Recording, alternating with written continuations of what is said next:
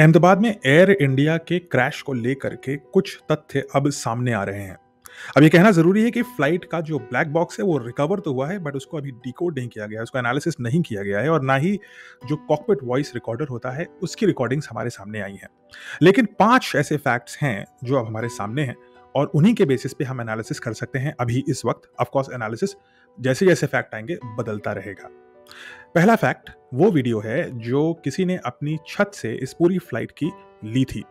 इस वीडियो में फ्लाइट दूर जाती हुई दिखती है और एक पॉइंट पे स्टेबल होकर के नीचे गिरती है। इसकी एनालिसिस हम करेंगे। दूसरा वीडियो बहुत ही क्रूशियल है और वो किसी स्टैटिक कैमरे से लिया गया है, शायद कोई सिक्योरिटी कैमरा होगा जो एयरपोर्ट पे स्थित था, जिसमें पूरी फ्लाइट की टेक ऑफ बहुत ही ढंग से कैप्चर हुई है।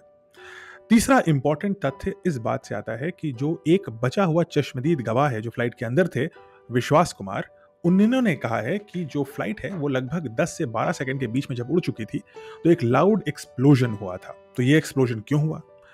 चौथा फैक्ट ये है कि फ्लाइट के कैप्टन सुमित ने जैसे ही फ्लाइट उड़ा था उन्होंने मेडे कॉल करी थी, यानी कि पायलट्स को पता था कि कुछ मामला बहुत ही सीरियस और लाइफ थ्रेटनिंग बहुत जल्दी शुरू हो गया। और पांचवा फैक्ट जो कुछ सूत्र से आ रहा है वो ये है कि पायलट्स ने एयर ट्रैफिक कंट्रोल को ये बोला कि इंजन से थ्रस्ट नहीं आ रही है, इंजन में पावर नहीं आ रही है और उस वजह से जो लिफ्ट है वो नहीं मिल रही है। Engine have no power, there is no lift. इन सारी चीजों को हमें एनालिसिस करना है। तो इन 5 फैक्ट से हम एनालिसिस करते हैं कि एक्चुअली में हुआ क्या और शुरू करते हैं उस वीडियो से जो सरदार पटेल एयरपोर्ट के शायद किसी सिक्योरिटी कैमरा से ली गई थी। ये वीडियो है।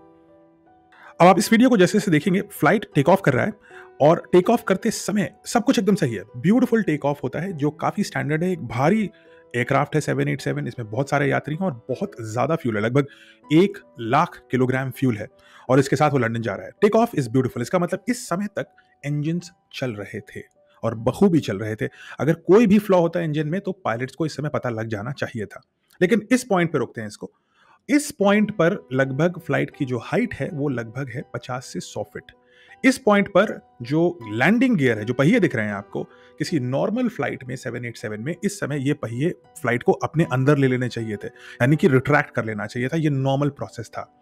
लेकिन जैसे जैसे हम इस वीडियो को आगे देखते हैं हम देखते हैं कि कभी भी पहिए अंदर नहीं ले पाता है ये फ्लाइट और पूरे time even till the crash ये पहिए बाहर ही निकले रहते हैं।